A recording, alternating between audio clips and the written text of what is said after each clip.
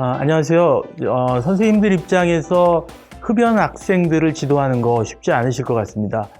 저도 굉장히 오랫동안 금연 상담을 했지만 성인에 비해서 아이들은 훨씬 그 노력이 많이 드는 데 비해서 아웃풋이 별로 좋지 않거든요.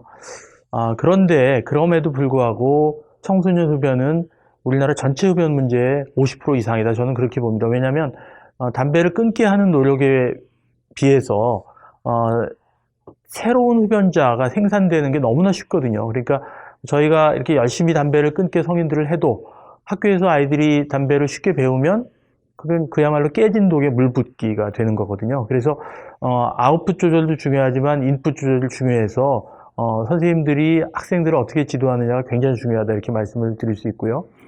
사실 선생님들 입장에서는 뭐 폭력도 있고 뭐 적응장애도 있고 여러 가지 그런 학생들의 문제들이 있을 텐데 금연 문제가 이렇게 특별히 중요하냐라고 반문하실 수 있을 것 같습니다. 그런데 이 니코틴 중독은 아이들 때 일어나면 중고등학교 때 아직 뇌가 미성숙한 상태에서 니코틴에 중독이 되면 성인이 돼서 배우는 것보다 훨씬 더 금연이 어렵거든요.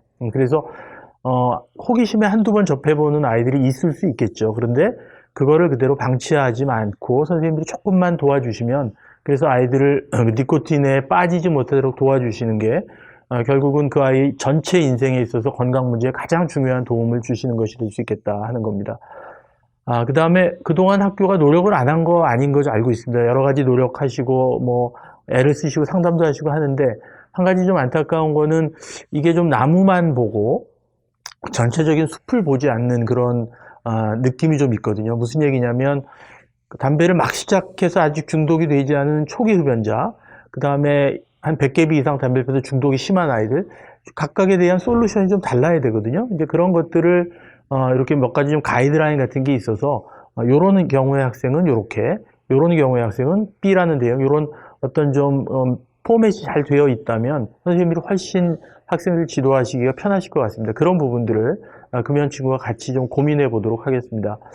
마지막으로 과연 달라질 수 있을까라는 그 의심들을 하실 수 있을 것 같습니다. 그런데 중요한 거는 결국 학생들을 학교가 포기하면 정말 아이들은 아무 데서도 감당이 안 되거든요. 사실 뭐 집에서도 그렇고 물론 이제 1차적인 책임이 가정에서 있을 수 있으나 그러나 집과 그 다음에 지역사회의 여러 가지 자원들 전문가를 연결해주는 어떤 허브 역할은 학교가 해주실 수밖에 없겠다. 학교마저 포기한다면 우리 아이들이 정말 갈 데가 없을 거다. 그런 생각을 해봅니다.